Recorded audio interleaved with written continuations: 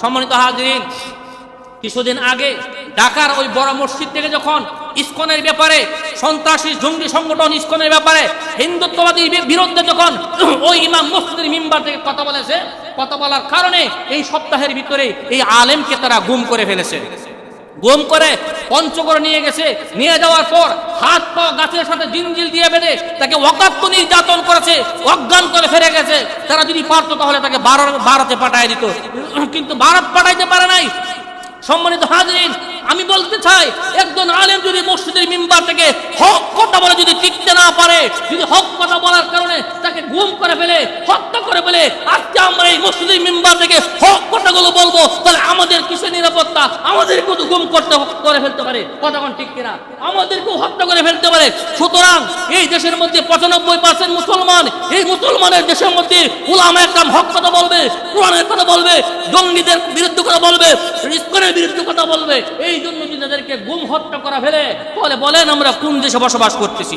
সুতরাং আজকে থেকে প্রতিজ্ঞা নিতে হবে যে ইসকন জঙ্গি সংগঠন, এই সংগঠনের লোকেরা আমাদের আলেমকে গুম করে হত্যার চেষ্টা করেছে।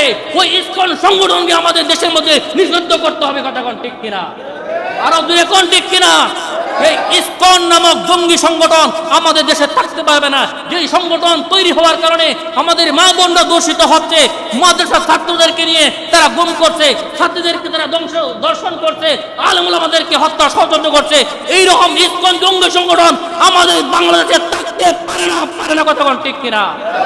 সুতরাং এই জঙ্গি সংগঠন ইসকনকে নিষিদ্ধ করতে গিয়ে, বাংলাদেশকে উৎখাত করতে গিয়ে যদি একদম ডাক দেয়, আর এই জঙ্গি সংগঠন নিষিদ্ধ করতে গিয়ে যদি আমরা মুসলমান হয়ে ইসলামের জন্য, মুসলমানের জন্য যদি বুকের তাজা রক্ত দিতে হয়, তারা লোককে যাচ্ছেন হাত তুলে দেখান।